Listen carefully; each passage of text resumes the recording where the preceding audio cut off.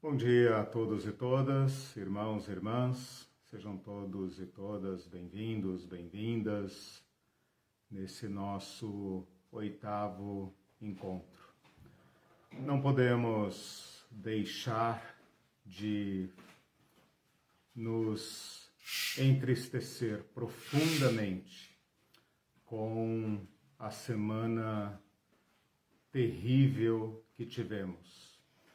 Por isso proponho, meus irmãos e irmãs, um minuto de silêncio, de gemido, de oração silenciosa, para que o Espírito Santo, Consolador, o Paráclito, nos renove o ânimo, nos renove o coração.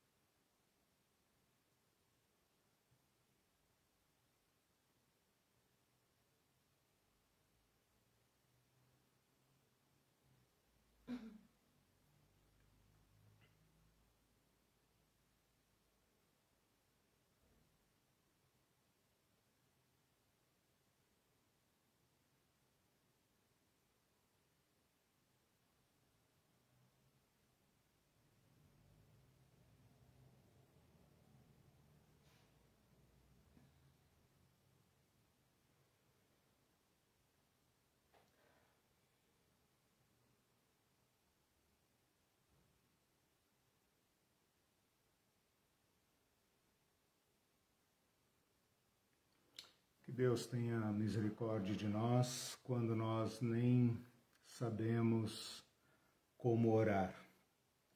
O Paulo, na Epístola aos Romanos, capítulo 15, versículo 13, diz o seguinte: o Deus da esperança. Eu vou ler adaptando o texto para nós.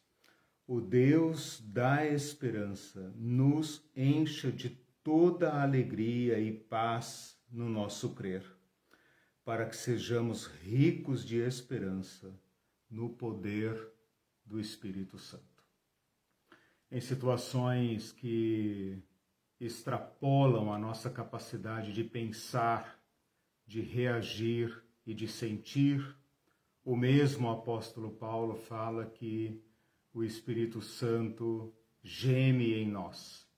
Então essa é uma semana e um tempo de gemer, de chorar, sem medo, porque esse mesmo Espírito nos enche de esperança. Quanto mais pesada a nossa tristeza, mais brilha a nossa esperança. Jesus disse: não lhes deixarei órfãos. Esse é um momento em que nós nos sentimos órfãos, órfãos de governo, órfãos. Não há ninguém que cuide. Parece que não há ninguém que entenda a gravidade do problema. Jesus disse: não lhes deixarei órfãos. Quando todos faltarem, o Senhor ainda estará lá. Com essas palavras, meus irmãos, é que nós então retomamos aqui a nossa reflexão de hoje. Nós temos feito uma análise do determinismo e do fatalismo, incluído aí o termo destino, para analisar a problemática. Nós na primeira aula, na aula 6, né, que foi a primeira aula desse tema, eu levantei o problema para mostrar como desde a antiguidade, desde as culturas mais primitivas até as mais recentes, até as atuais, o problema do determinismo e do fatalismo não foi superado, mesmo independentemente se se trata de pessoas materialistas, ateias, ou pessoas religiosas, incluindo aí os cristãos, o cristianismo. Tá? Na aula passada eu defendi a posição teológica, a posição da teologia cristã a respeito do assunto. E a conclusão a que nós chegamos, analisando quem Deus é, quem é o ser humano, o que é a criação de Deus, onde nós existimos, e qual o relacionamento possível entre este Deus e esta pessoa, nós, né, o ser humano, neste ambiente, a conclusão a que nós chegamos é que o determinismo e o fatalismo são estranhos à nossa fé. Que nós temos um ponto de partida diferente. E eu poderia chamar aqui o determinismo e o fatalismo de um lado e o cristianismo de outro, de óculos diferentes. Nós não negamos a problemática, nós apenas estamos afirmando que nós olhamos essa problemática com outro óculos. Qual é esse óculos? Ou em vez de óculos, eu poderia também, como tenho feito nas aulas anteriores, me referir a esse óculos como chave de interpretação.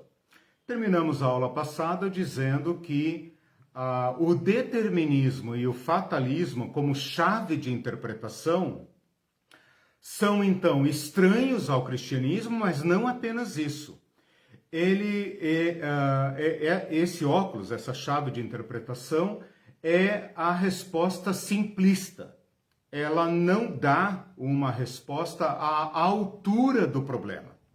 Ora, nós cristãos podemos formular o problema com toda a sua complexidade, com toda a sua profundidade, né? Porque nós julgamos ter, e esse é o assunto da nossa última aula e dessa aula também, nós julgamos ter uma resposta adequada ao problema.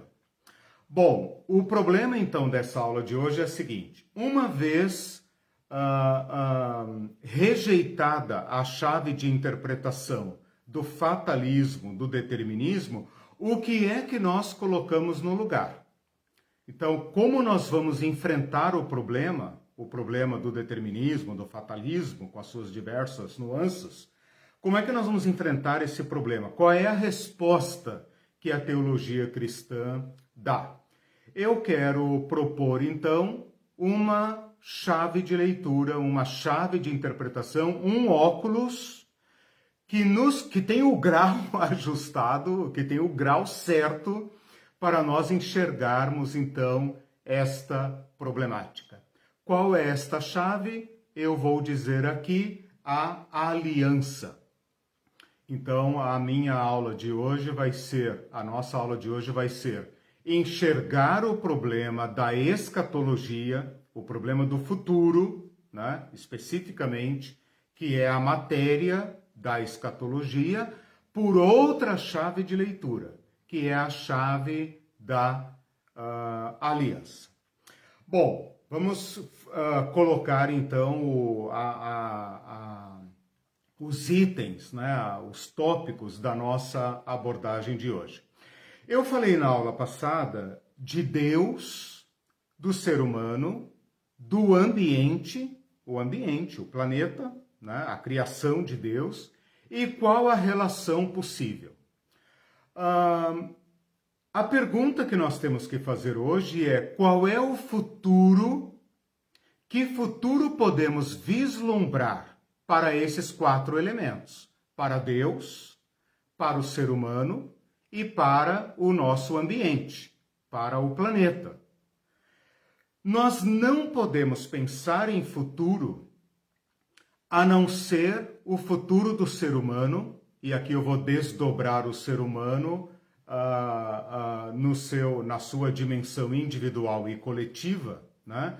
Nós não podemos pensar em futuro a não ser o futuro do ser humano, o meu futuro. Que esperança há para o meu futuro se ele não está determinado ou se ele não está jogado pelo destino, pelo fatalismo?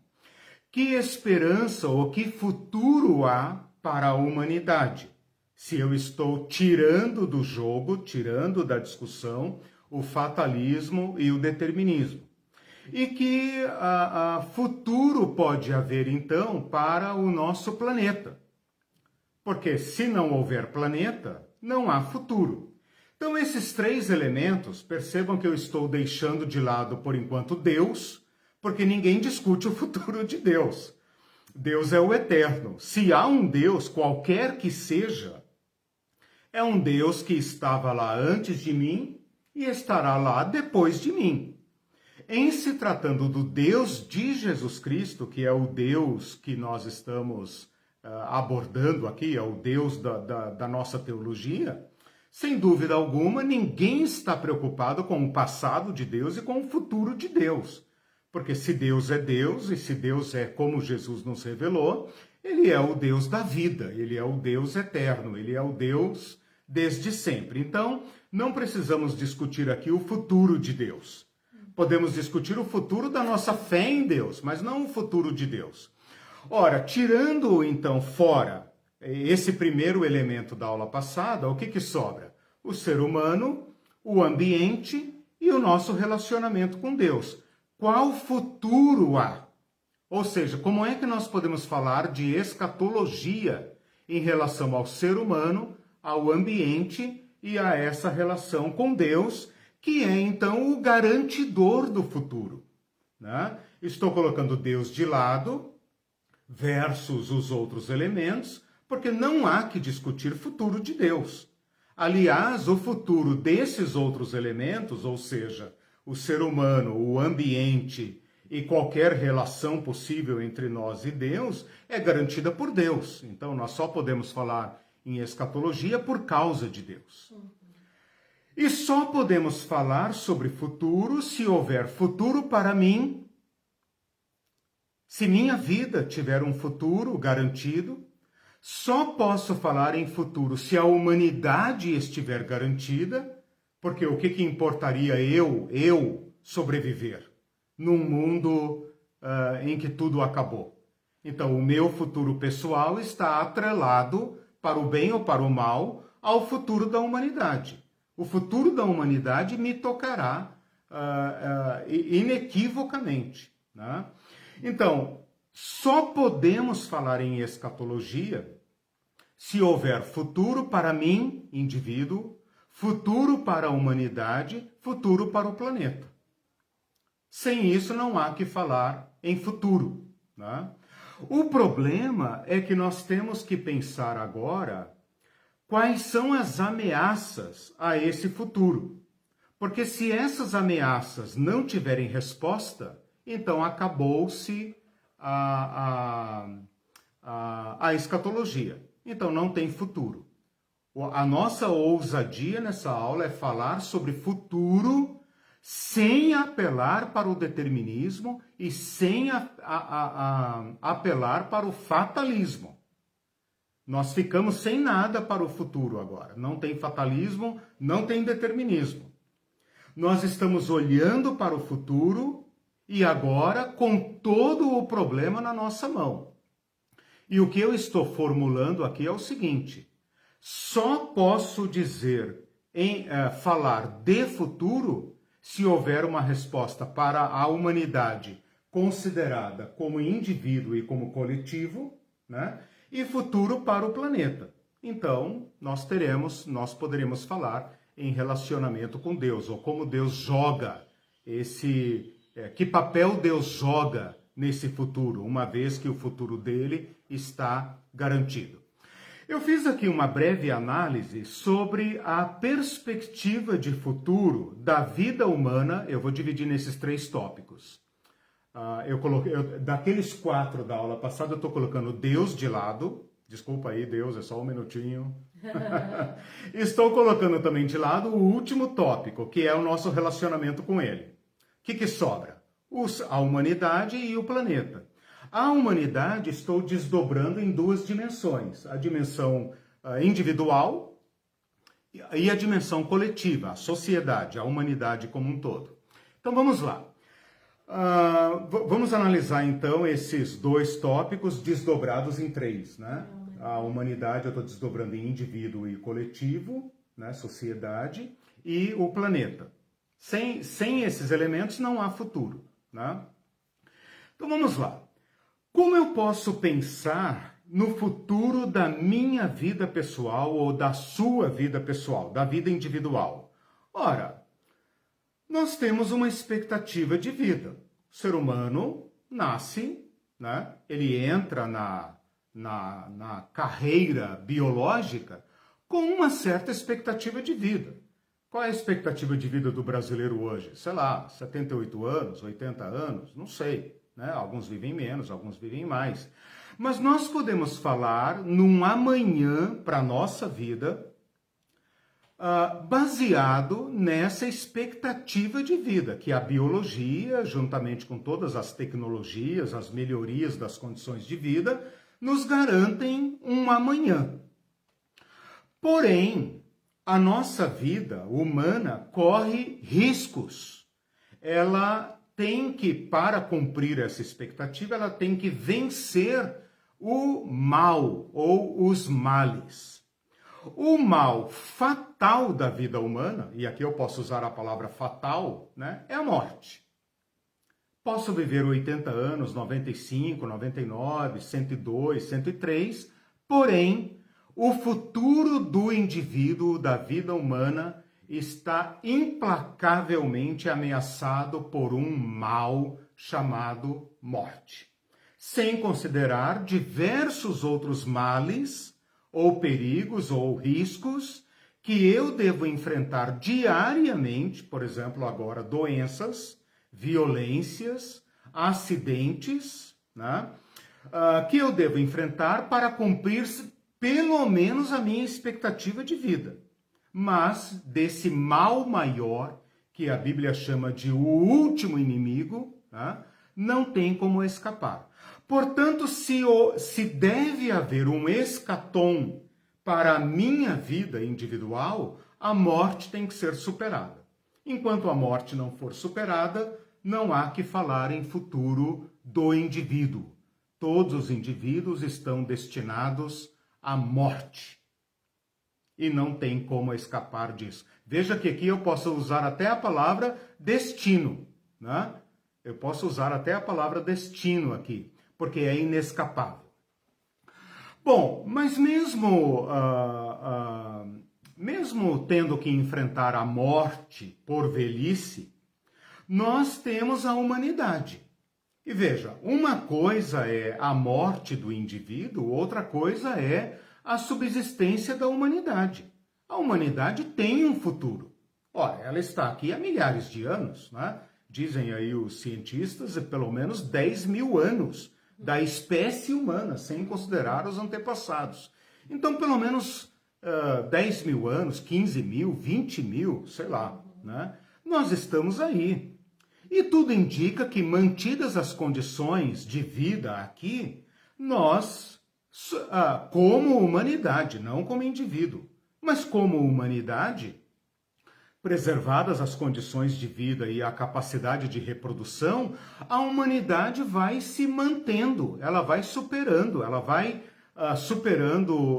problemas, desafios, riscos, e ela está aí. E tudo indica que amanhã ela estará aí, que daqui a 100 anos, 200 anos, 1000 anos, 2000 anos, 5000 anos, 100 mil anos, a humanidade estará aí, mantidas, claro, as condições de vida. Agora, a humanidade também sofre riscos, e nós não ignoramos isso, pelo menos nós que vivemos o século XX, né? A maioria de nós que está aí, que nascemos no século XX, né? Porque já tem pessoas do século XXI, do século XIX, acho que já não tem mais ninguém no mundo, né? nós sabemos que nós adquirimos a capacidade de autodestruição. Então, a humanidade, ela sofre riscos.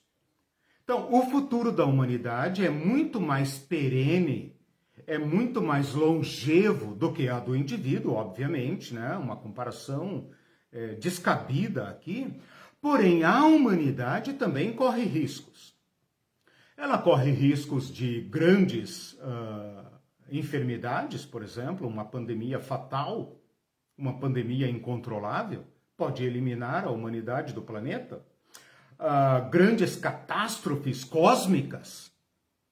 Não houve até agora nada, ou quem sabe houve, né? Não sei, antes da humanidade, né? Era do gelo, era do fogo, meteoro que eliminou, sei lá, os dinossauros, mas a humanidade corre riscos, né?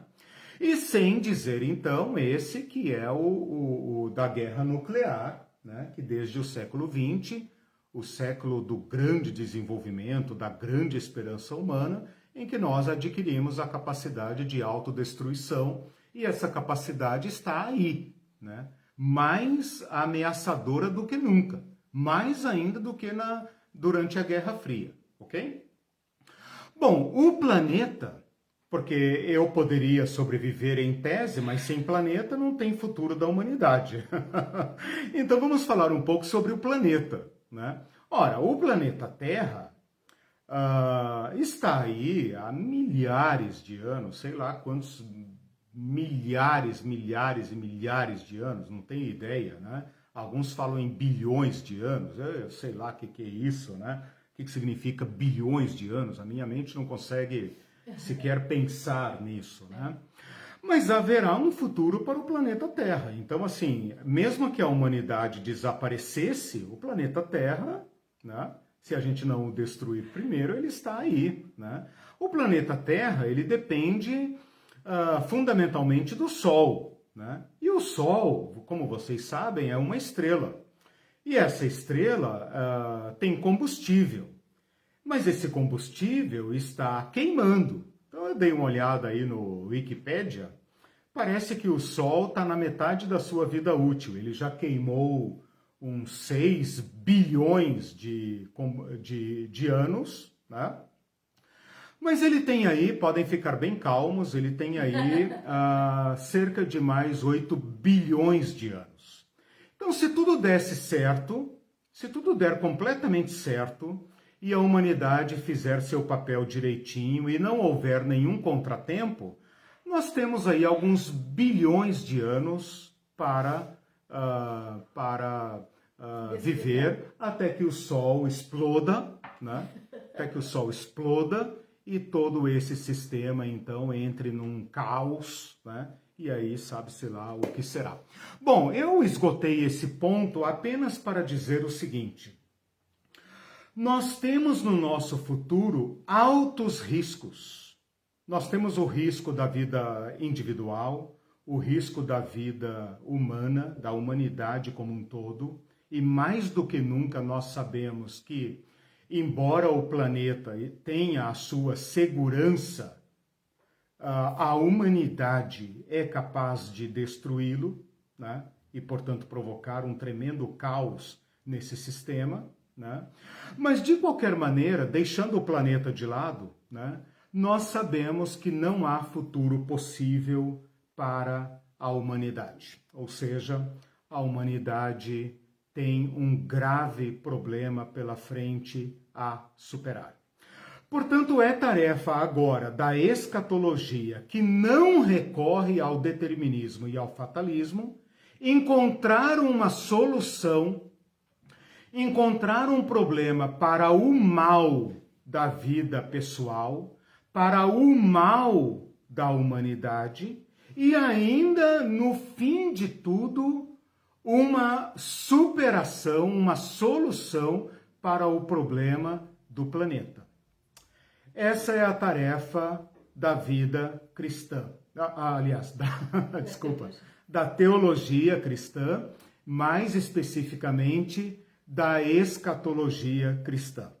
Ora, se eu tenho esse problema, o problema do mal, o mal com toda a sua, todo o seu alcance, o mal que saqueia e sabota, né, toda possibilidade de realização humana, e o mal que está em nós e ao redor de nós e multiplicado por nós.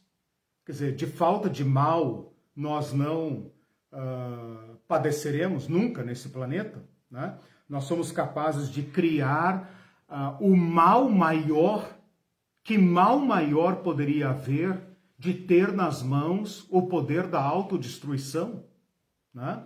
Nós desenvolvemos enormemente a capacidade de matar e de eliminar, e não descobrimos a fonte da vida, não descobrimos como resolver os problemas elementares da vida humana. Eu estou falando aqui da morte, mas nós não superamos doenças.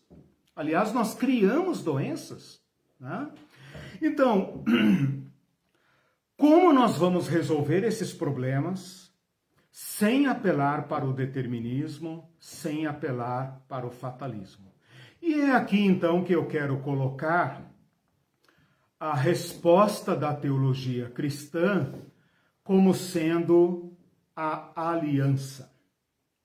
A aliança entra aqui agora então como um novo óculos, como uma nova chave de leitura para o problema do futuro da humanidade. Ou seja, para superarmos os riscos, para vencermos o mal inerente ao ser humanidade, nós entramos com a chave de interpretação teológica da aliança. Bom, a partir de agora, então, eu vou apresentar certos tópicos sem necessariamente desenvolvê-los. Eu vou ter que tocar aqui em diversos tópicos teológicos, né? Cada um deles seria não apenas uma aula em si, mas um curso inteiro em si. Então, obviamente, eu não tenho como desenvolvê-los, mas eu quero apenas apresentá-los e defendê-los como sendo a resposta adequada ao problema da escatologia, a escatologia possível, a escatologia cristã, a escatologia como formulada em Jesus Cristo e a partir de Jesus Cristo. Tudo bem até aqui? Tudo bem. Por enquanto só falei do problema, né? Da escatologia, ou seja, do futuro, rejeitando de antemão a chave fácil e equivocada do determinismo e do fatalismo e propondo no lugar a chave da aliança. Só peço para o pessoal, quem está assistindo, já se está gostando, curtir, compartilhar. Assim. Porque às vezes as pessoas esquecem de curtir, estão assistindo. Sim. Às vezes tem 30 pessoas curtindo Okay. ou mais e tem 13 curtições. Então, Tá. Isso ajuda a levar essa mensagem para mais, por ter favor, maior alcance. Né? Por favor, agora tome um golinho de água, enquanto isso, curta, compartilhe, para que outras pessoas tenham acesso a esse material. Aproveito para contar aqui uma novidade, estou abrindo meu canal no YouTube, logo eu vou poder pedir para que vocês se inscrevam e toquem no sininho, né? Agora finalmente... a hora que fizer. Eu já coloquei diversas dessas aulas lá, ele já está até no ar, né? Tá um pouco difícil de achar, porque meu nome é um nome muito comum, né? Eliseu Pereira, mas ele já está lá, já está no ar, apenas não ainda configurado, enfeitadinho, né? Bom, deixe-me falar então rapidamente sobre a aliança. A aliança é um conceito que atravessa toda a Escritura. Por isso, eu posso defender aqui a aliança como sendo uma chave de leitura exclusiva da teologia do Antigo Testamento e cumprida, realizada em Jesus Cristo. Quando Jesus Cristo fala, este é o sangue da nova aliança, este é o cálice da nova aliança no meu sangue, derramado em favor de vós, ele está invocando todo um histórico pregresso, né? Um histórico do passado da história humana, baseado na aliança. A aliança é uma chave de leitura adequada para explicar a relação estabelecida entre um Deus livre e uma criatura, ser humano, livre.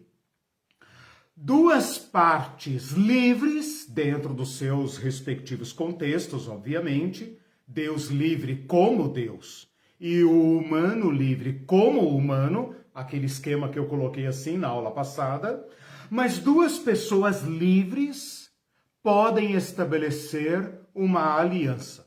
Então, a aliança é um pacto, um acordo, um compromisso mútuo, estabelecido, lógico, por ser mútuo, né? Estabelecido entre pelo menos duas partes. Neste caso, de um lado Deus e do outro lado a humanidade, ou seus representantes, né? Aqueles a quem Deus designa como representante e de quem Deus recebe o compromisso em nome da humanidade. Obviamente, uma aliança, neste caso, é uma aliança incomum. É uma aliança entre partes absolutamente desiguais. Ora, na sociedade nós temos alianças entre pessoas iguais, por exemplo, uma sociedade comercial. Duas pessoas adultas capazes, civilmente responsáveis, podem fazer uma aliança, um contrato para um determinado empreendimento, né? Um homem e uma mulher podem fazer um contrato nupcial de um determinado empreendimento. O casamento é uma aliança, né? Nós podemos ter contratos desiguais. Por exemplo, o contrato de trabalho é um contrato desigual, né? Um contrato em que o capital, né, contrata a força de trabalho, né? E este é um contrato desigual. Por isso a Justiça do Trabalho tem suas peculiaridades, né?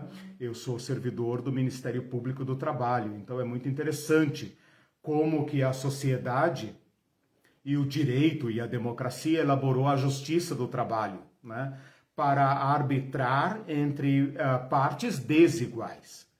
Bom, nesse caso, nós estamos diante de uma aliança peculiaríssima, porque se trata de uma aliança entre Deus, com toda a sua natureza divina, versus a humanidade.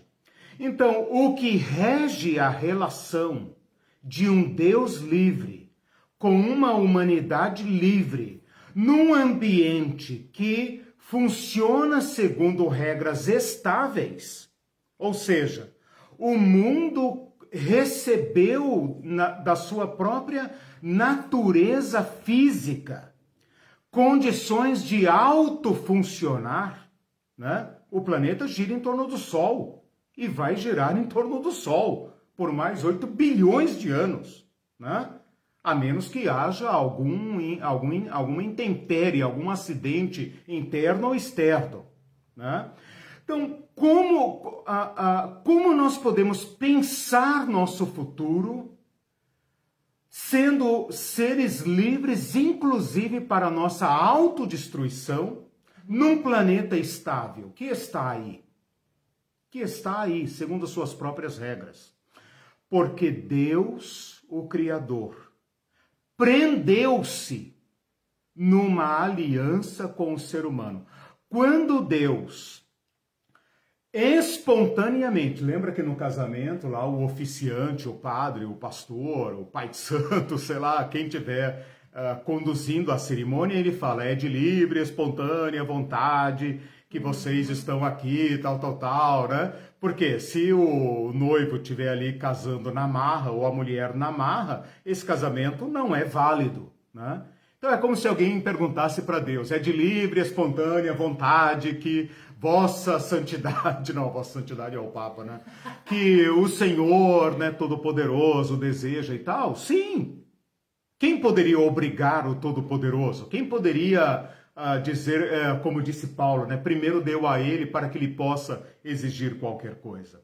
Então, ao falar de aliança, o Todo-Poderoso está atrelando-se a si mesmo à humanidade. Então, nós temos aí um compromisso entre Deus e a humanidade. Ora, nós poderíamos perfeitamente pensar num mundo cujo Deus fosse um deísta. O que é uma teologia deísta? Ora, Deus existe, criou o mundo, e o mundo que se funcione, ora bolas. E o ser humano que trace seu destino. Eu eu criei todas as coisas, eu dei a eles um planeta incomparável. Agora eles que se virem, né? Se eles quiserem se matar entre si, se eles quiserem se autodestruir, eu tenho mais o que fazer, né, do que cuidar de louco, né? Não, Deus aliou-se à humanidade. E este é um conceito absolutamente exclusivo da teologia judaica. Não existe na literatura da humanidade um Deus que tenha feito aliança nos termos em que o Deus Yahvé fez com Adão, com Noé, com Abraão, com Moisés, com Davi. Ora, esta aliança do Antigo Testamento, para todos os efeitos práticos, foi descumprida. Porque quando você tem duas partes em acordo, você tem o objeto da aliança e você tem as sanções pelo descumprimento. No final do Antigo Testamento, Deus fala claramente por meio dos profetas: eu cumpri minha parte.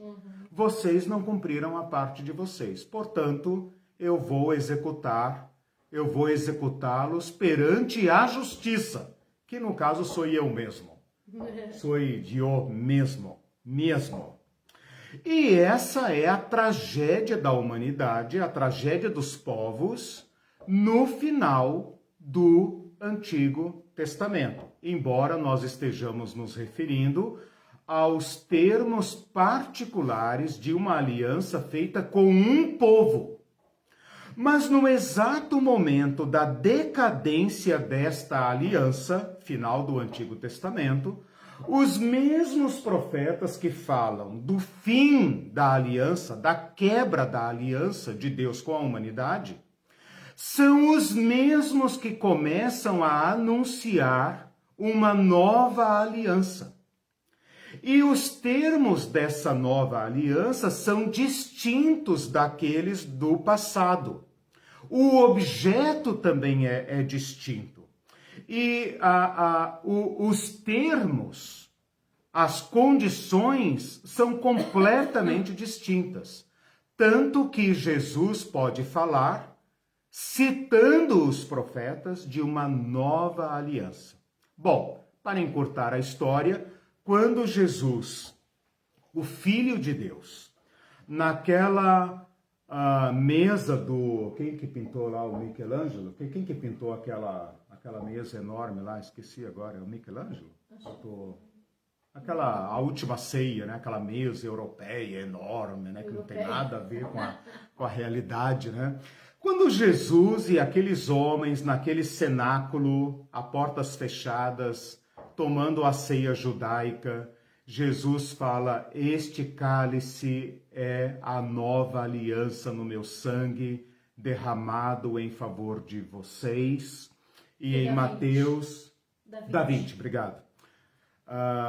É um dos gênios aí, né, da Idade Média. Obrigado. E em Mateus ele acrescenta: para a remissão dos pecados, Deus está fazendo com a humanidade a aliança definitiva. Então, a resposta da teologia cristã e especificamente aplicada à escatologia, que é o ramo da teologia que se refere ao futuro, é a aliança de Jesus Cristo. Ou seja, nós não cremos num futuro mecânico.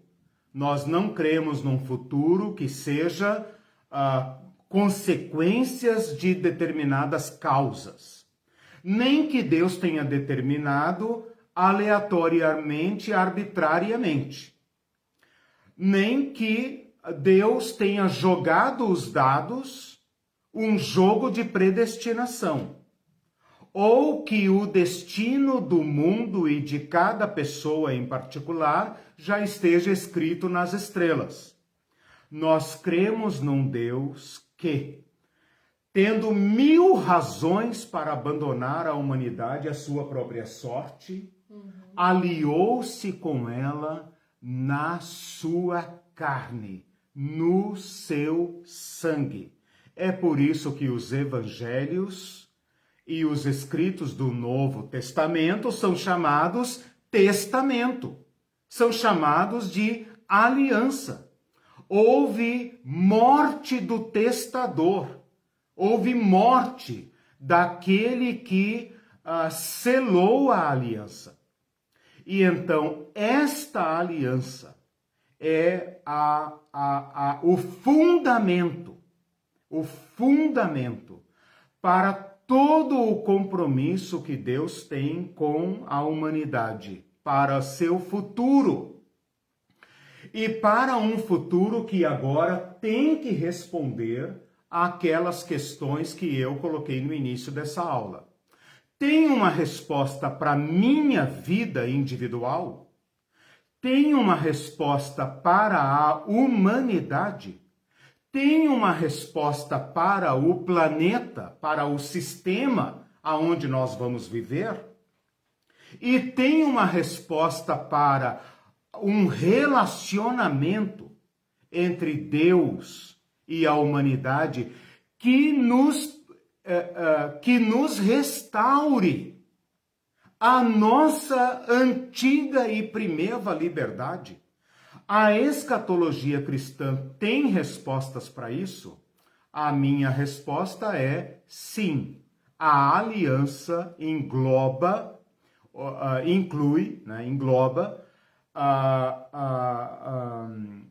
itens, cláusulas referentes a todos esses itens, ok? E é isso então que eu passo a dizer agora. Jesus Cristo é a inauguração da escatologia. Jesus Cristo é o mediador da escatologia, da aliança que fundamenta a escatologia. Jesus Cristo é a promessa de Deus. Jesus Cristo é o fiador da aliança. E o Espírito Santo, que ele falou, como eu disse aqui no início da aula, né? Não lhes deixarei órfãos. O Espírito Santo é o garantidor. Ele é o penhor deste futuro, o garantidor. Aquele que foi dado a nós para preparar os caminhos do Senhor. Assim como João Batista preparou os caminhos do Cristo encarnado, o Espírito Santo é o preparador do escatom, do desfecho da história que está na aliança. Então, tira fora o determinismo, tira fora o fatalismo, o livro com a história escrita, etc, etc. Tira tudo isso fora, os dados que Deus não joga, como disse Einstein, né? A questão do destino, o pessimismo diante do meu escatom individual e do escatom da humanidade e do escatom do planeta. Tira tudo isso fora e coloca no lugar a aliança de Deus com a humanidade. E agora nós vamos ver como esta aliança responde ao mal que nos ameaça, como indivíduo, como humanidade, como sistema e como planeta. Ok? Ok, então assim como João Batista foi o precursor de Jesus Cristo, O Espírito Santo, digamos, inventei agora essa é frase, o não precursor sei. da aliança nossa com Deus. Ele é o garantidor, Garantidor. né? Aquela figura do amigo da noiva, né? Que prepara a noiva para o encontro, né? O encontro aqui seria o escatom. A noiva seria essa nova humanidade, a nova criatura. E o Espírito Santo como aquele que conosco e em nós, cumpre em nós os requisitos da aliança. O Espírito Santo é a garantia de que esta nova aliança não fracassará. Porque as alianças anteriores fracassaram. Todo o livro de Hebreus foi escrito para isso. Ora, se aquelas alianças tivessem prevalecido, não seria necessária uma nova aliança. Mas aquelas fracassaram. Então Deus agora estabelece uma aliança definitiva que cumpre todas as outras. Essa nova não é menor, não é mais restritiva, né? Ela cumpre todas as outras e agora com garantias totais. Quando eu falo de uma aliança, olha só, tudo aquilo que eu falei, a aliança entre partes livres, não predestinadas, partes livres, que envolvem duas partes completamente desiguais. Esta parte superior desceu até nós e nos deu as condições de aderirmos à aliança. E ainda em nós, preenche por nós, em nós e por nós, os requisitos para aderirmos à aliança. Agora, prestem atenção. Uma aliança sempre envolverá duas partes. De um lado está Deus, do outro lado está nós, a humanidade. Se eu olhar a escatologia com o óculos do fatalismo, o que nós vamos fazer? O que a maioria esmagadora dos crentes está fazendo. Cruza os braços e pensa o que tem que ser, será. Já está tudo garantido, eu não sou daqui, estou só de passagem. Né? Então eles cruzam os braços, eles não fazem absolutamente nada, eles não cumprem os termos da aliança. Tudo que acontece já estava determinado. E então se tornam culpados num nível muito mais grave do que aqueles pobres humanos do passado. Pisoteiam o sangue da aliança, como disse Hebreus, e se tornam indesculpáveis diante do Espírito Santo, diante do Deus que em Cristo se deu por nós. O ato máximo, único e exclusivo. Quando, na verdade, agora, com essa minha proposta, de olhar a escatologia, e uma escatologia que não se refere apenas ao amanhã.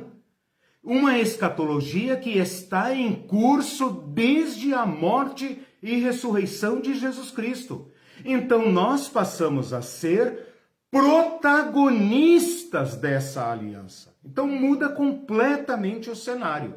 Se você tira o óculos do fatalismo e colocar o óculos da aliança, muda completamente o papel de Deus no futuro e o nosso papel no futuro. O futuro que nós antecipamos pela fé, que nos habilita a participar dos termos, do objeto dessa aliança. Essa aliança tem um objeto. Ela tem cláusulas e ela tem sanções. As pessoas não gostam que fala nisso, mas ela tem sanções, obviamente. Né? Ela tem sanções. Então, coloque no lugar a aliança, porém, isso vai gerar uma série de consequências para você. Por isso que eu falei que o determinismo e o fatalismo é a resposta fácil. Certo. Então, quer a resposta fácil? Agora eu vou afirmar do fundo do meu coração. A resposta fácil levou a igreja a atitudes abomináveis ao longo da história. Esse é o problema. Então, eu não estou tratando aqui de um tema de curiosidade, interessante o que ele está falando, é engraçado, tira um, põe o outro, tal, não sei o que. Tá. Esta igreja da predestinação, essa igreja fatalista, passiva, escapista, esta igreja está, à luz desta falsa teologia, está cometendo horrores de cara limpa. Não chega nem franzir nada. Nem fica vermelho de vergonha. Estão assumidos. Então, nós precisamos, como disse Karl Barth, esses dias eu coloquei uma frase do Karl Barth na minha timeline que gerou confusão, mas eu vou colocar de novo. O Karl Barth, em meados dos anos 30, quando viu todos os seus professores, grandes pastores e teólogos da Alemanha, aderindo ao nazismo, ele falou: ali eu entendi que a teologia que eu aprendi na faculdade e que eu vivia na igreja não servia mais. Então, eu digo claramente, essa é uma das minhas motivações em mergulhar nesse estudo da escatologia. Porque se essas teologias clássicas das igrejas não foram capazes de prevenir os cristãos de erros crassos, nós não estamos falando de erros sutis que se possa cometer ingenuamente. Não. Nós estamos falando de erros diabólicos, erros gravíssimos, que quando a história nos permitir um determinado distanciamento, vai ficar claro como água, cristalina. Mas essa teologia hoje que os cristãos colocaram nos seus olhos não é suficiente para tirá-los do laço do inferno. Então é necessário uma releitura das Escrituras. É necessário recuperar a leitura original das Escrituras, para que nós encontremos um caminho que chame o mal de mal e o bem de bem, sem o óculos da ideologia. Porque quando uma pessoa olha para o mal e diz é bom, e olha para o bom e diz é mal, ele só pode fazer isso mediado por uma teologia capenga, uma teologia diabólica, ou por uma ideologia diabólica. O que se espera de seres humanos aliados ao Deus da justiça é que ele chame o mal de mal e o bom de bom, que ele odeie o mal e apegue-se ao bem. Esse é um sinal inequívoco da aliança, porque a aliança nada mais é do que o sangue de alguém que chamou o mal de mal e o bom de bom, que tocou profundamente na malignidade do ser humano, mesmo quando ela está escondida nas religiões. Ele disse: isso é mal. Vocês são filhos do diabo. Vocês são sepulcros caiados. Esta contundência da verdade de Jesus Cristo o levou à morte. E Deus transformou essa morte em salvação para todos nós. Então nós não temos outro caminho a não ser chamar o mal de mal e o bem de bem, onde quer que ele se manifeste. E pior ainda quando o mal se manifesta revestido de teologia. Com cara de bem. Tem alguns comentários aqui. O Elton colocou descontraindo, na aliança livre entre Deus e o ser humano, mesmo que alguém seja contra, ela não deixa de acontecer. Sim. No caso da cerimônia de casamento, ele pergunta, legal. se alguém tem algo contra essa união, fale agora. Eu aboli, não pergunto, porque alguém se manifesta. Ele fica com medo, já pensou? Nada como a experiência de ser casamenteiro, né, irmão? E o Celso tocou nesse ponto que você está tocando, que ele diz assim, por propugnar um futuro escatológico fatalista e determinista, Isso. a Igreja Evangélica Brasileira em geral imobilizou, fossilizou o nosso bom combate que deveria ser travado aqui e agora. Exato. Uma Igreja de Cristo combateria a degradação ambiental, a exploração econômica, a desigualdade social, a violência de todo tipo, Claro. pois estaria zelando pela obra da criação divina.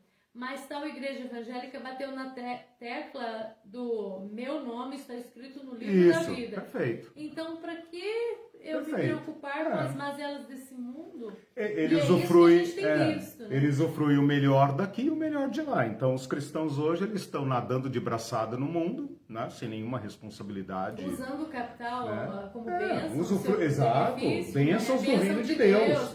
Exatamente. A teologia da prosperidade pinta essas benesses do mundo como sinais do reino de Deus. É muito triste. O Ademir Krellin disse, por esse prisma, a escatologia do planeta e da humanidade se torna mais urgente. Exatamente. Ou a única que devemos perseguir. Exatamente. Pois pela aliança em Jesus Cristo no Espírito Santo, a aliança com Deus já está garantida. O Romanos 8, né? Vejam como é esse óculos que eu estou propondo. Vai nos permitir ver, sabe qual é? Nós trocamos de óculos recentemente, né? Eu já estava me esforçando para ler, letrinha miúda, o braço estava ficando curto, né? Por isso que eu uso a analogia do óculos. Quando você põe um óculos ajustado, você fala, caramba, eu não tinha visto, né? Tinha visto. Que maravilha enxergar bem. E Jesus fala tanto dos olhos, né? Da luz dos olhos, olhos bons, né? Romanos 8, que quem falou agora? Ademir, né? Ademir falando da teologia do planeta, a teologia da humanidade. Romanos 8 fala que a criação geme. Fala que o Espírito Santo geme.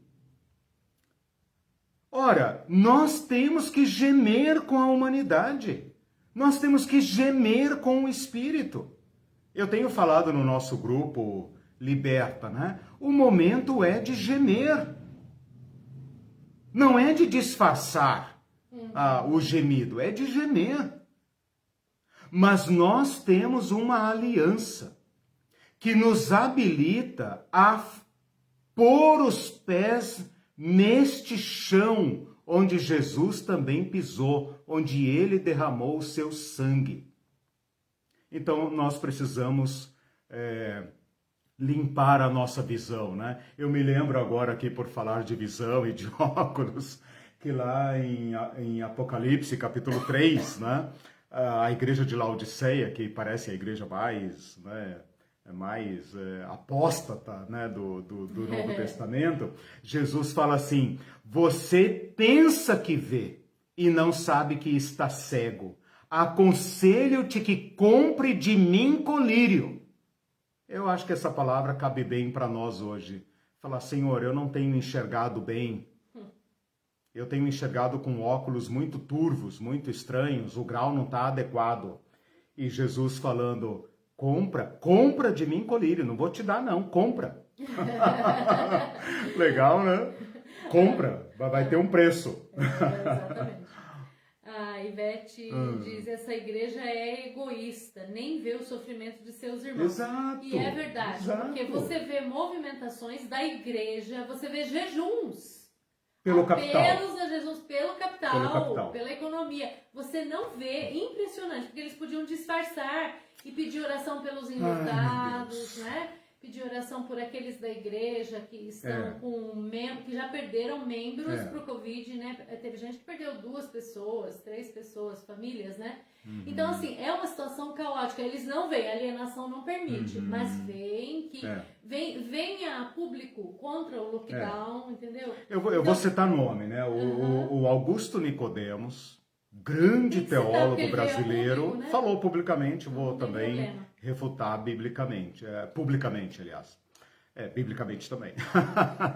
Mas como é que é? Augusto Nicodemos teve a cara de pau de vir a público protestar contra os decretos de lockdown, de fechamento de lugares públicos para que não haja aglomeração e, contanto, as autoridades públicas contenham a contaminação, pedindo oração e jejum e tudo mais, sem em nenhum momento falar dos doentes e dos enlutados. Então, essa teologia não compassiva, não marcada pela compaixão, não é a teologia de Jesus Cristo. Por isso eu usei aqui a palavra releitura, pode parecer que eu esteja inventando coisas. Não! Eu estou tentando tirar a palha de cima das Escrituras e lê-la diretamente, né? Então, é por isso que eu estou refutando o determinismo e refutando o fatalismo para mostrar que eles são sincretistas, eles são infiltrações na nossa teologia e para demonstrar, então, que a nossa teologia tem uma resposta melhor. Rapidamente... Oi, diga. Tem mais um comentário. Tá, sim, pois não. Mas antes desse comentário, tem o meu, que ainda dentro desse comentário da doutora Ivete, sim, que ela diz que a igreja é egoísta, não vê o sofrimento. Então, além da falta de solidariedade para ver o sofrimento de pessoas enlutadas, famílias, né, enlutadas, você não vê Você vê muita alienação, por exemplo, a preocupação com respeito à fome. De repente, se tornaram muito preocupados com a fome, entendeu? Mas você não vê solidariedade, você não vê pessoas ajudando. E você vê pessoas não cristãs sendo solidárias. Você vê MST distribuindo alimentos, MST, ou esse pessoal terrível distribuindo alimentos, entendeu? E pessoas como a gente engajadas, né? Muitas pessoas, por exemplo, do nosso grupo Liberta, engajadas em levar comida para o povo que está com fome, né? E que não está lá lutando contra o lockdown, ou lutando para abrir a igreja para fazer os cultos. Então, assim, egoísta, insensível, né? Esse é o nome. Então, eu tenho vergonha disso. Que fique claro aqui no nosso vídeo. Que é o humano que Paulo descreve como sem compaixão, né? Sim. Frios, amantes de si mesmo, né? E aí, daí a minha indignação. E o último comentário, antes de você continuar, do Bebeto, que diz assim: Juan Stan afirmava o seguinte: diga-me como é a tua escatologia e eu te direi como compreendes a missão da igreja. Amém. O Juan Stan é uma das nossas referências, né? Porque ele talvez aqui, mais do que qualquer outro aqui na América Latina, trouxe a escatologia para ser a força motriz da missão, né? Essas escatologias com as quais a gente está acostumado são escatologias de curiosidade, né? Virou até ficção agora com Tila Rai, né? Coisinha assim lá do final do curso, né, e tal. Quem prega escatologia hoje na igreja, né? Quer dizer, então os cristãos de fato não sabem nem o que fazer com escatologia, né? E Juan Stan nos prestou esse imenso ministério, né, de trazer a escatologia para dentro do ser da igreja, né? Do ser da igreja no mundo. Muito bom. Eu queria agora, muito rapidamente, por isso que eu falei no início da aula, vou apenas enunciar certos tópicos sem aprofundá-los, mas eu quero mostrar como essa aliança... Você termina hoje esse determinismo, hein? Não, tá dentro do tempo. Com certeza. Como que a aliança engloba respostas para aqueles problemas que eu enunciei no início da aula. O que a aliança responde? Qual é a resposta da aliança de Jesus Cristo para meu futuro pessoal? Resposta: a ressurreição. Jesus Cristo encara de frente o problema maior que ameaça a vida humana. Fora todos os outros pequenos riscos, aquele risco que se tornou uma muralha intransponível, que rouba de sentido, rouba o sentido da vida humana, completamente, que é a morte. Bom, para quem assimilou a morte dentro dos seus projetos de vida e vive pacificamente com o seu fim, com o seu... ok, né? Mas para todos aqueles humanos que lutam contra a morte todo dia, tem uma cláusula na aliança que promete algo exclusivo do cristianismo. Aliás, deixe-me mudar aqui a expressão, não do cristianismo, né?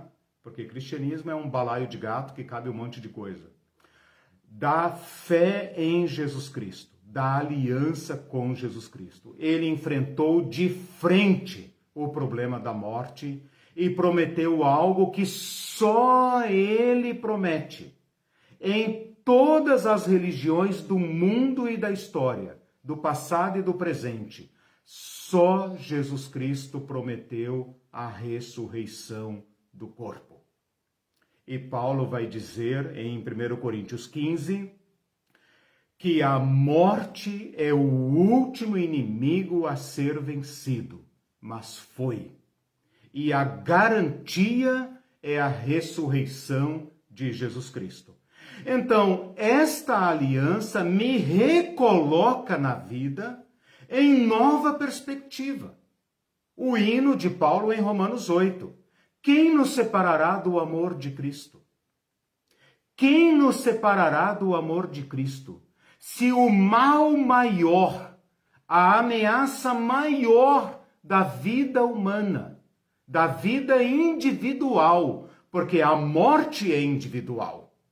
A morte é uma experiência que se tem apenas uma vez, que só se pode falar por antecipação, só se pode falar da dos outros, não da sua, porque você não sobrevive para falar.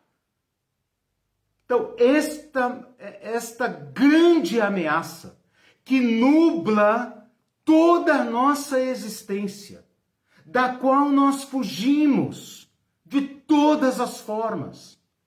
Parte dessa teimosia da sociedade contra as restrições do coronavírus é uma forma de enfrentar no muque a morte. É fingir que ela não existe.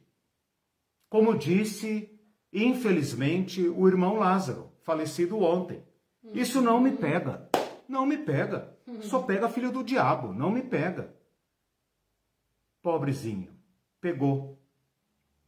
Então, nós temos que mudar a nossa perspectiva frente à vida, frente ao humano, por causa da ressurreição de Jesus Cristo. Então, essa é uma palavra, uma cláusula da aliança que supera o mal maior que ameaça a vida humana. Então, eu posso falar de uma escatologia pessoal. A minha vida participa da vida ressurreta de Jesus Cristo. Porque Jesus Cristo ressuscitou, então nós temos esperança.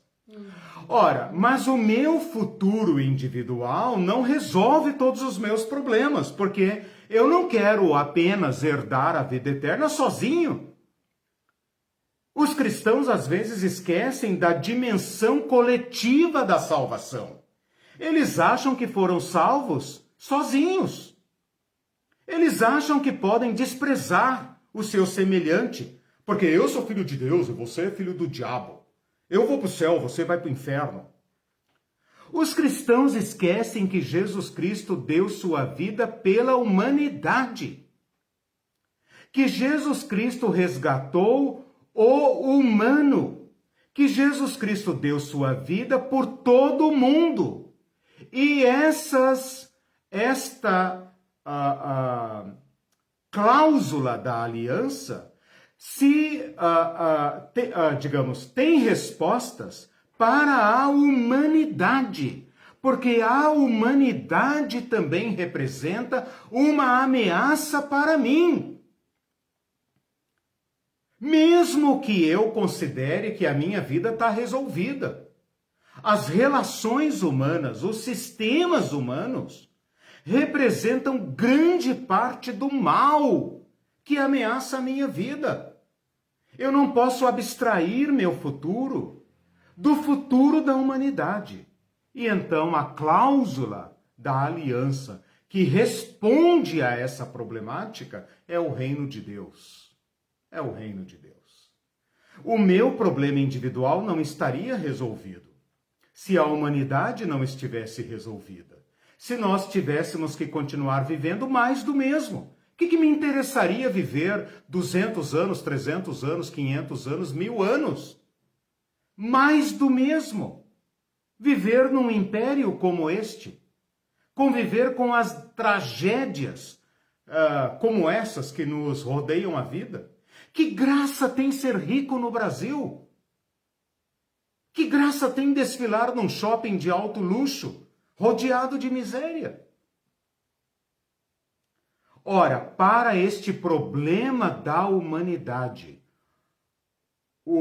a morte e ressurreição de Jesus Cristo não nos dá apenas a vida eterna, mas nos dá uma nova humanidade, nos dá uma nova sociedade, nos dá novas relações. Quer saber mais sobre isso? Sermão do Monte. Mateus 25, 31 a 40 e não sei quanto lá, deixa eu abrir aqui, né? Vinde benditos de meu Pai, venham, possuam por herança o reino que está preparado para vocês, a partir do versículo 31, né? Venham benditos do meu Pai. Fala a referência. Mateus 25, 34. Venham benditos do meu Pai, possuam por herança o reino que está preparado para vocês desde sempre. Porque vocês já vêm praticando o reino de Deus no meio desta sociedade diabólica. Vocês estão em casa no reino. Não é algo estranho para vocês. Vocês estão em casa, porque vocês estão acostumados a repartir o pão, repartir a roupa, visitar os doentes e tal. Então entrem no reino. Porque esse é o reino. Agora, apartem-se de mim. Não tem herança no reino de Deus e de Cristo. Aqueles que não têm compaixão, como a doutora Ivete falou e a Irene falaram aqui, né? A doutora Ivete e a Irene mencionaram esse ponto, o Bebeto, né, da missão da igreja, né? A missão da igreja é aquela que antecipa o reino, assim como Jesus Cristo antecipou a ressurreição. A igreja antecipa o reino. Sinais do reino não é uma igreja aberta, fazendo o seu cultinho para o seu povinho. Igreja aberta é aquilo que o Projeto Gênesis faz todo dia. A Liliane ontem, nossa sócia, né, que nos dá a honra de com eles fazermos missões, Liliane e o Marcos, do Projeto Gênesis, né? Pode depois colocar ali o link para vocês visitarem. São um desses e tantos outros. Inclusive, quem quiser participar, né? Também fala tantos com a gente, e tantos outros que antecipam o reino. E ontem ela postou, eu elogiei lá, vibrei com a postagem dela, dizendo: a igreja nunca fecha. O carrinho deles lá na praça, né? Atendendo seus 500 e tantos famintos, né? Com as seus devidos aparatos, álcool gel, máscara, face shield, distanciamento social e tudo que o vírus requer, que o amor à vida requer, e dizendo: a igreja não fecha. Então o reino de Deus já está entre nós. Ela fez um falando que o jejum será? É esse também. Isso, o jejum é esse, Isaías 58. Né? Repartia comida com faminto. Ontem eu vi um representante dessa teologia clássica citando o jejum de 21 dias, citando Isaías 58, mas pulando a parte que fala da generosidade e indo para Isaías 59 dizendo, é porque nós estamos em pecado, meus irmãos e tal. Mas os pecados da moralidade, os pecados do olho, do sexo, sei lá do quê, nem sabe do que está falando. Uma teologia que não pisa no chão, né? Então, quando se fala a igreja, não fecha. Graças a Deus por isso, né? Então, a resposta que a escatologia cristã dá para a humanidade é o reino de Deus. Se há uma humanidade que tem futuro, é a humanidade que pratica o reino de Deus. O que não é reino de Deus, tudo que nós construímos, que segue outro formato, o formato de Babel, o formato do império, o formato dos reinos do mundo, que Satã disse são meus e eu os dou a quem quero, esses, de acordo com o Apocalipse 18, ruirão, cairão até os ossos dos seus fundamentos. E aqui eu quero dizer que as pessoas podem dizer, mas Deus é malvado, Deus vai destruir e tal. Deus enunciará o juízo único, não é arbitrário, é único. Esse sistema vai cair. No próximo sábado nós teremos o professor Jun Mo-sung no nosso encontro, né? Um teólogo da libertação, católico maravilhoso, que tem explorado os links do capitalismo como religião assumida. E ele diz isso. Esse sistema vai cair, é uma questão de tempo. Os cristãos costumam dizer que é uma questão de um Deus caprichoso. É um Deus caprichoso, ele quer assim, não quer assim. Deus é ditador, ele não gosta da alegria, ele não gosta de Nova York, ele não gosta de Miami e tal. Deus vai estragar a alegria de todo mundo. Não! Deus enunciará o juízo único adequado para esse sistema. Os banqueiros já sabem disso, a ONU já sabe disso, o Banco Mundial já sabe disso, que esse sistema que nós construímos vai cair. Ele tem inconsistências internas, ele tem incoerências internas tão fatais, tão destruidoras, que ele já contém em si a sua ruína. Então, quando o Apocalipse 18 fala caiu a grande Babilônia, esse enunciado já está estabelecido na história desde o primeiro império de Babel. Caiu a grande Babilônia. O povo de Deus sabe que vai cair, por isso não participa dele. Por isso antecipa o reino de Deus. Esta é a resposta da escatologia para a humanidade. Qual humanidade, então, vai sobreexistir? A humanidade que aderiu ao Sermão do Monte. Porque esta é a vida eterna. O amor é a vida eterna. Não há outra vida eterna fora do amor. Por isso João disse, quem ama conhece a Deus e nele permanece o amor de Deus. Quem não ama não conhece a Deus e ele está na morte. Então não tem vida eterna fora do amor. Não tem vida eterna fora do amor. Ora, como nós sabemos que nós somos a igreja? Se nós praticarmos o amor. Qual amor? O amor... Mas é que esse amor se tornou uma coisa assim etérea, uma com coisa, certeza. não é pé no chão, não é Sim. um amor que se mostra no momento da necessidade, que nem a Ivete comentou, que os pecados são da omissão e da falta de solidariedade com quem tem fome e perderam familiares, sem poder sequer se despedir dos seus mortos. Isso é muito sério, é uma tragédia, é um caos na nossa sociedade brasileira. Então é um momento de caos. E como que a igreja se comporta? Friamente. Friamente lutando. Só se preocupa com seus interesses. Economia, entendeu? E ainda chama o fechamento de templos, né, de perseguição aos cristãos. Isso eu queria comentar também. Você diz aí, a Liliane disse, a igreja não fecha, porque para ela a igreja não é um templo. Claro. Né? A igreja são pessoas. Para nós a igreja são pessoas. Mas então, quando é templo, pode fechar. Né? Mas para eles não pode fechar. Para eles fechar. A igreja é o templo, então eles lutam pelo lockdown, contra o lockdown, porque a igreja não pode fechar. Porque o templo. Templo, porque eles não conseguem, a igreja se transformou num culto só, né? Então, percebe como esse sistema não é do reino de Deus, porque ele está ruindo, né? O doutor Corona expôs as raízes podres desse sistema. E ele está desesperado.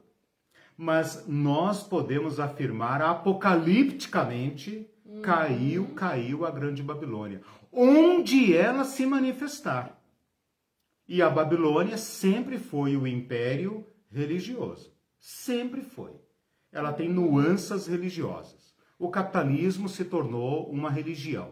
E todos que aderem a ele são a prostituta da besta. Né? Então perceba como o Apocalipse de João, vai se tornando agora linguagem comum.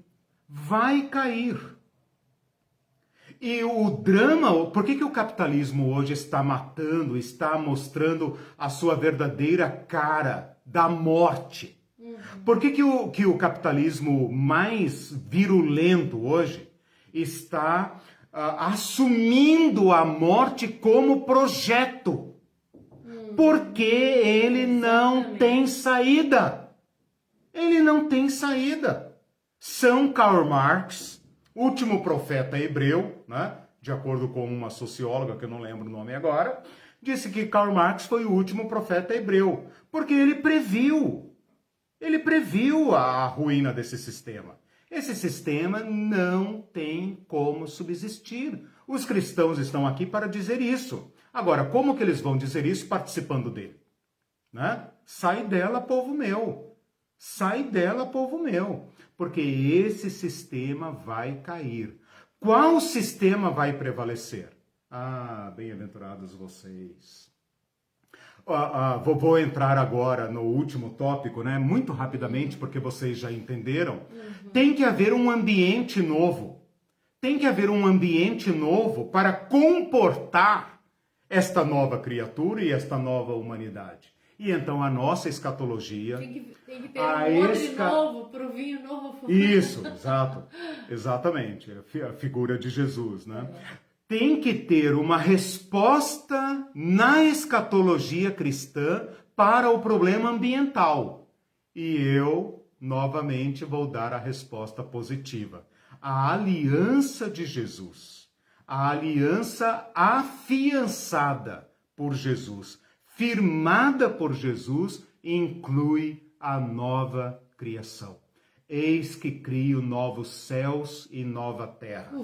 Tudo aquilo que foi tocado por nossa maldade, tudo aquilo que foi tocado pelo mal, será feito novo por Jesus Cristo. Ele estava no princípio, tudo foi feito por meio dele. Sem ele, nada do que foi feito se fez. Ele é a aliança de Deus para a restauração de todas as coisas. E, portanto, o Apocalipse, lá no seu último capítulo, pode dizer: eu vi novos céus e nova terra. E vi também a nova cidade. E vi aquele que fala: eis que faço... Não farei, faço novas todas as coisas. Quem está em Cristo é nova criatura. As coisas velhas já passaram. Eis que tudo se fez novo. Nova vida, novidade de vida. Toda esse palavreado do novo, que que vem desde os profetas hebreus, passa por Jesus Cristo e chega até o Apocalipse, resolve o nosso problema ambiental. Então, nós não vamos fugir daqui. Esse planeta não vai para o raio que o parta. Esse planeta não será entregue ao maligno. Esse planeta será restaurado. O Apocalipse fala de rios limpos. O Apocalipse fala de árvores. O Apocalipse fala de jardins. Ele está falando de um ambiente ecologicamente equilibrado. Ele está falando de folhas. Ele está falando da natureza. A natureza renovada. Aquela natureza que, segundo o apóstolo Paulo, em Romanos 8, clama e geme por uma nova humanidade. A escatologia da teologia cristã tem resposta para a vida humana, para as relações humanas, para a humanidade e para o ambiente. Portanto, eu posso defender, como fiz nessa aula, posso afirmar que o que rege a nossa relação entre Deus, o Deus de Jesus, lembra que o quarto item que eu deixei fora foi como se dá a relação entre este Deus e este humano neste ambiente. A resposta que eu estou apresentando é uma aliança eterna, que vinculou de modo eterno e definitivo a divindade e o humano, numa relação perfeita, equilibrada de amor, que ele mesmo garantiu.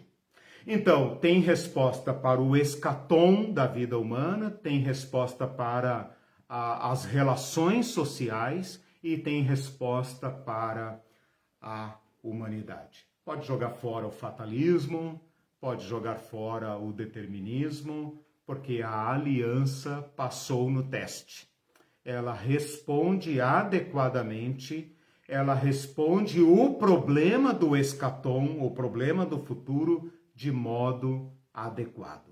E com esta leitura que eu estou apresentando, nós podemos então agora ler o Apocalipse, ler as profecias, ler o sermão de Jesus, ler os evangelhos, ler as palavras de Paulo e como quem coloca um óculos adequado, né, que usou o colírio de Jesus, né, nós podemos dizer, puxa, agora faz sentido, agora eu achei meu lugar no mundo.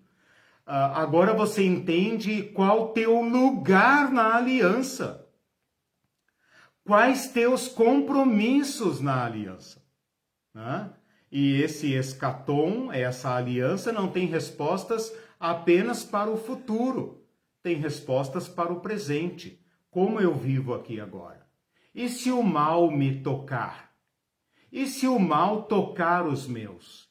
E se apesar do amor, apesar da compaixão, como tantos que estão sendo tocados pelo coronavírus, como o nosso grupo sentiu nessa semana, dizendo, fulano, uma irmã nossa que disse, meu cunhado, meu primo, viveu a vida para o próximo. Ajudou até o fim, mas perdeu a última batalha. A esses a aliança diz, não. Quem pratica o amor é eterno, o amor não morre. É impossível matar o amor não morre. Cada ato de amor, cada pão, cada água, cada gesto, cada toque humano, cada afeto, cada lágrima é de valor eterno. Vinde, benditos de meu Pai. Vocês têm acesso na nova humanidade, no novo mundo de Deus. Ok, a Judite fez um resuminho. Nova ótimo. aliança não fracassará. Definitiva, preenche em nós e por nós os requisitos para aderir à aliança. Duas partes, um Amém. lado Deus e o outro a humanidade. Tire os óculos do fatalismo e coloque o da aliança. Papel Amém. do futuro que antecipamos pela fé. Habilitados, participando do objeto da aliança, cláusulas e sanções. Legal, ótimo. Eu queria só pegar esse ponto, eu acho ótimo que você faça esses resuminhos, que fica ali também para quem assistir depois, né? Essa questão da nossa parte na aliança, eu quero chamar a atenção para isso, né? A aliança envolve duas partes. Então, ao invés de cruzar os braços e pensar, tá tudo feito, né? Vou lembrar aqui 1 Coríntios 15, 10. Depois leiam lá, anota aí, 1 Coríntios 15, 10. O apóstolo Paulo falando, tudo é pela graça.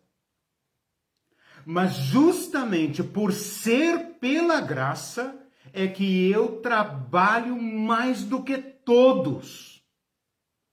Então, a graça de Deus, esta aliança, não deve nos levar à passividade, como o Celso nos lembrou ali, ao imobilismo, à indiferença. Pelo contrário, à fossilização. Pelo contrário, deve nos levar a uma ação maior e mais intensa do que aquelas ao nosso lugar.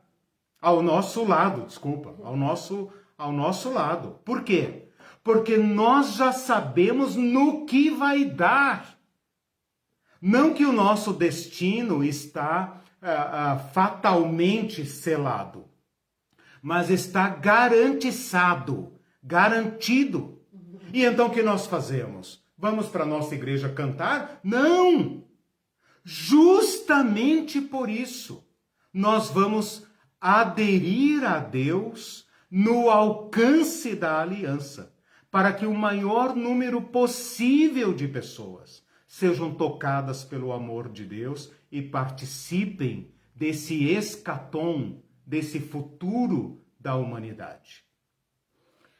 O Guilherme Falcão lembrou da Hannah Arendt, que disse, denuncia a banalidade do mal. Estamos vivendo isso na maior parte da igreja cristã, banalidade do mal, porque a vida não significa nada. Eu quero chamar a atenção para isso, querido Falcão, irmãos e irmãs, da dificuldade de denunciar o mal quando ele se torna banal. E é isso que nós estamos vivendo. O mal assumido. É muito mais fácil denunciar o mal quando ele conta com uma rejeição da sociedade. Mas o mal assumido, o mal banalizado, faz a gente que o denuncia sentir como muitos cristãos têm dito para mim. Eliseu, a gente deve estar errado. Eles devem estar certos, não é possível. Eles devem estar certos. Eu quero chamar a atenção para isso. Muitas vezes os profetas foram considerados loucos, porque o mal já estava banalizado.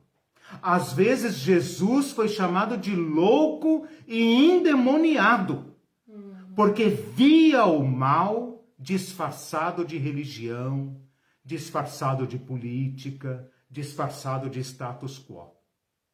E qualquer um de nós que denunciar esse mal banalizado, assumindo como religião, como teologia e como política, como política de enfrentamento da pandemia, será considerado louco. As pessoas vão falar, mas do que você está falando? Do que você está falando? 10 milhões já foram vacinados. Né? Então, meus irmãos, muita força do Espírito para denunciar esse mal banalizado.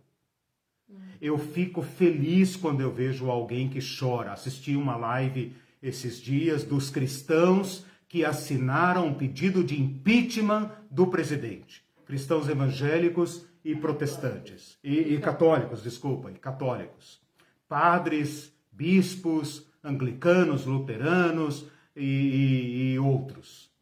E um bispo anglicano, ao falar, esqueci o nome dele agora, se o Elton puder nos dizer aí, não quero errar porque eu sou péssimo com nomes, um bispo que mal conseguia falar,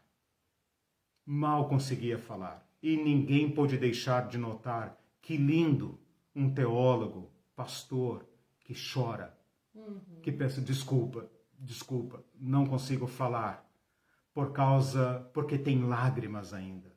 Benditas lágrimas, bem-aventurados os que choram. O Lucas Sansoni perguntou por que o comunismo foi demonizado no Brasil. Se é o capitalismo que está matando, né? Porque a pergunta é, se é o capitalismo, você disse aí, tá matando muito o capitalismo, né? Está matando agora, por exemplo, né? E por que o demonizado não é o capitalismo, sim o comunismo, né?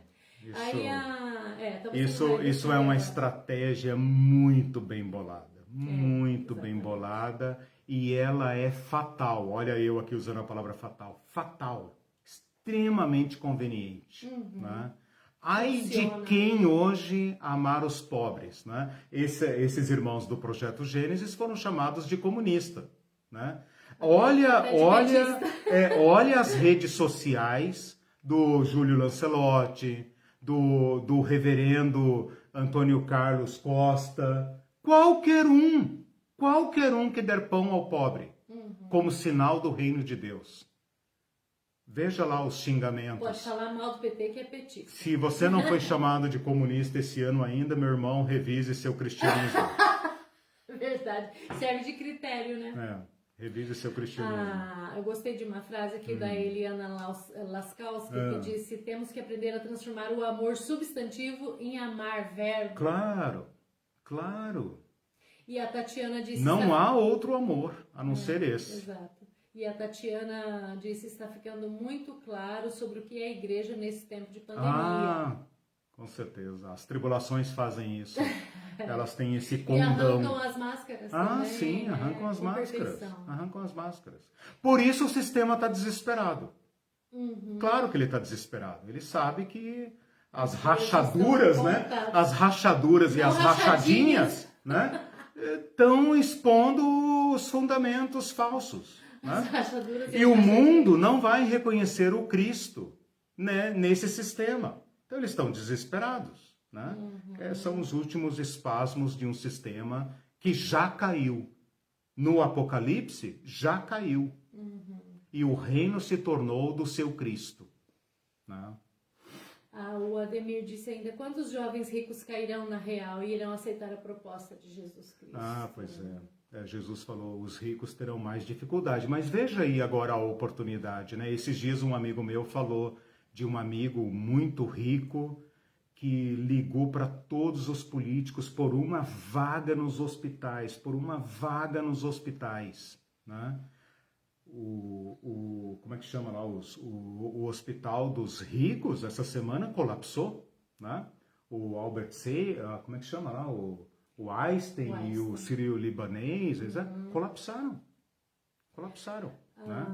Então, os ricos vão ver agora também como esse sistema os devora. Né? A Rosana Prado colocou um coraçãozinho, que está amando. A Tânia Sansani colocou: graças a Deus ainda há esperança. Amém. Ivete Caribe também, coração e oração.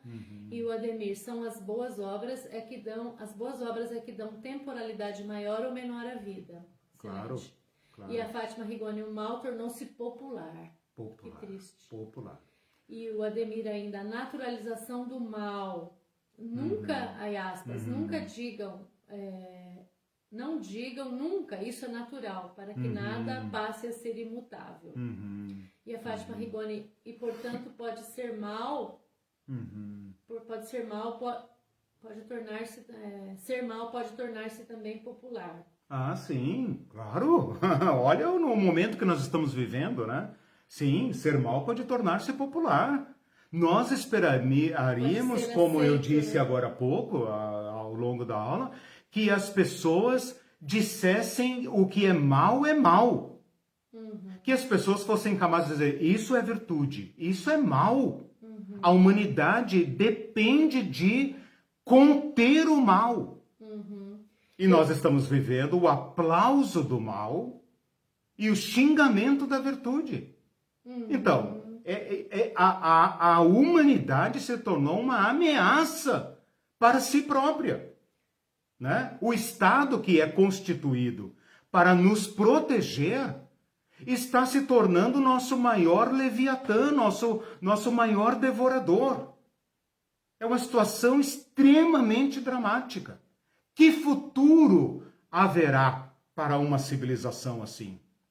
A aliança de Jesus Cristo abre uma porta, um caminho que garantiza o nosso futuro e nos implica na história. Por isso nós vamos caminhando aqui para o encerramento, de novo com os pés no chão.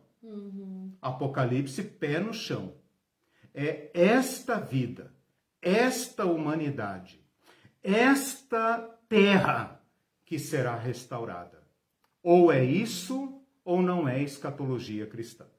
Eu tenho dito que nós precisamos de um novo dicionário, né? Uma nova língua, né? Porque nós estamos vivendo momentos, que nome por exemplo, nós daremos? Que os antifascistas estão sendo coletados os nomes para serem procurados, ou seja, ser antifascista agora é um problema, né? Então nós precisamos de ressignificações, né? Sim. O nosso horário já esgotou. Já esgotou, e o Mindu, o último comentário, disse: quando alimentei os pobres, chamaram-me de santo. Quando perguntei por que a pobres, chamaram-me de comunista, não Helder. Então, contanto que você vá lá levar comida e não fale nada, está ok. Mas se você questionar por quê, você já é comunista, petista... Não, o sistema vai de, por exemplo, uma pessoa, como nossos irmãos ontem, na praça, distribuindo marmita, incomoda o sistema. O sistema não está incomodado com grandes transformações, grandes revoluções. Basta um gesto de misericórdia. O sistema já reage, ele não pode conviver com a misericórdia. A misericórdia atrapalha os planos. Né? Para se dar bem nesse sistema babilônico, você tem que chamar os apetites de virtudes. Qual é a grande virtude do capitalismo? A cobiça. Ora, se você não cobiçar, o comércio não gira. Se o comércio não girar, não tem lucro. Se vidas atrapalham, matem as vidas. Vidas dão despesa, velhos dão despesa, o SUS dá despesa. Né? Então, meus irmãos, nós estamos vivendo uma Babilônia madura. Ela está para cair. Sim. E o escatom está garantido na aliança de Jesus Cristo, desde que nós adiramos a Ele. Nós temos que fazer essa adesão pessoal a Jesus Cristo, o garantidor da aliança. Eu vou terminar com uma frase. Eu gostaria de ter falado muito ainda hoje sobre esperança e fé. Vocês vejam lá depois a lição que eu vou colocar no site, que faltou um tópico inteiro, mas eu não vou voltar aqui. A gente desenvolve em próximas aulas, mas eu vou terminar com Moltmann, Jürgen Moltmann, em português, Jorge Moltmann, né? O grande pregador da fé e da esperança, da escatologia no século XX, e ainda está vivo, graças a Deus, uma frase dele dizendo: se a fé, para ser viva, depende da esperança, então o pecado da descrença evidentemente é sustentado pela desesperança. Geralmente se diz que o pecado tem origem no fato de o ser humano querer ser como Deus. Mas esse é apenas um aspecto do pecado.